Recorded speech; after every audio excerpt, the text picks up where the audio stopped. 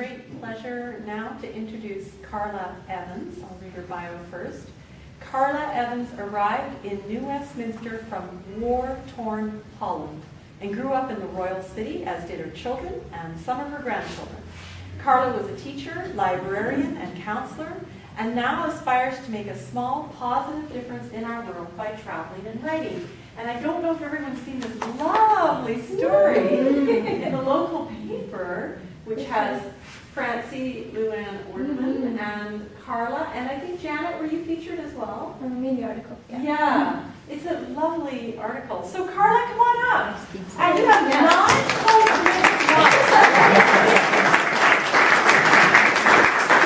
You just couldn't stop writing, she says. You just kept going. Love it. Okay, my poem is called A Pattern Breaks. Strong arms, bare hearts, determined minds, mid-march of steady feet, straight down a royal city street. A pattern breaks, but knits a bond, well understood by all. Protective love of mother's arms flows past her reach to father's hands, responding, searching son's warm grasp. Each soul outreaching, one last hug, one more love moment lost in time. Seized moment pictured in world press for all the world to see. Peace prompt for nations all. Unite, align our hearts to will, stop, fight. Brave child of soldier, teach the man, fight strong with love and will. If peace we want, we must climb hills, reach, hold all colors of all hands, and hear the drums of old new lands. Accept past sorrows, feel the shame, bring hope and joy to earth again. Brave child of soldier, use your mind. Be kind and true, so peace we'll find. Our dads are never really, truly blind.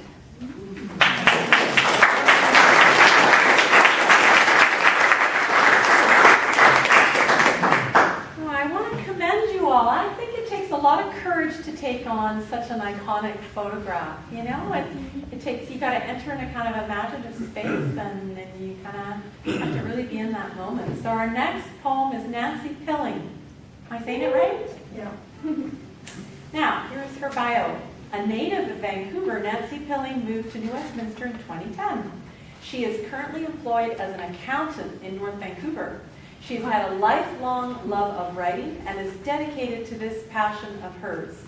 It is Nancy's desire to continue exploring the many avenues of the written word and to publish her work while you're well on your way. Come on up, Nancy.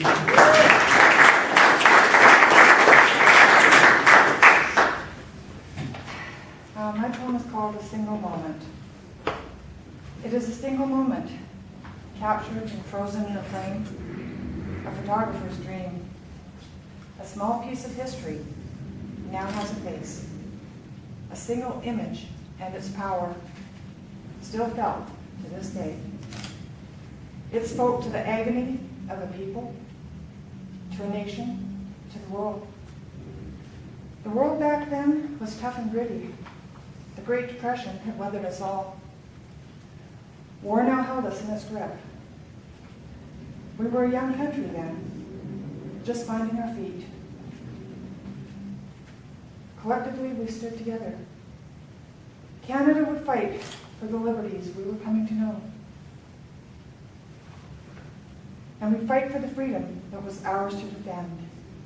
We'd fight for the vision of a country imagined in a world gone mad. And we would do so with innocent bravado. An outstretched hand, son to father. The lines of troops in perfect symmetry. Expressions, the angst and determination. Emotions, the love and fear. Immortalized as time stood still. He lived. And I wonder, who walked back into his son's life? Was it a familiar stranger, or was it Dad? Did he bear the confidence once shown?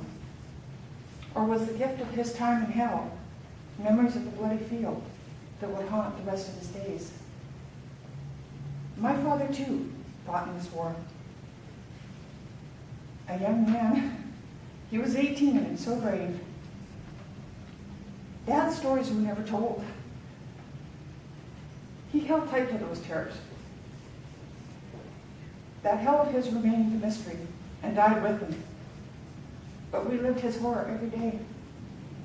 At least that's the reason I'd like to think as to why he turned out that way.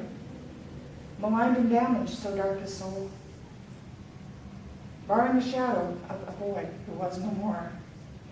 The innocence of youth saw a young man march to war, who sacrificed a promised life. What was that boy losing the day his father marched away?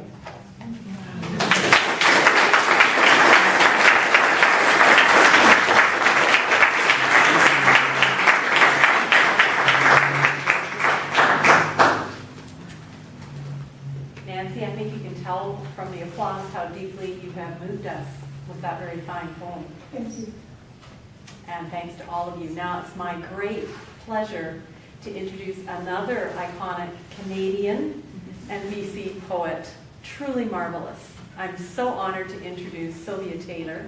She is indeed award-winning writer, editor, educator, consultant with a passionate commitment to communication, a literary midwife to some, yay, hired pen to others. She brings what needs to be said into the world through the, and this is true, the sublime balance of the art and engineering of poetic license. Honored to have you among us.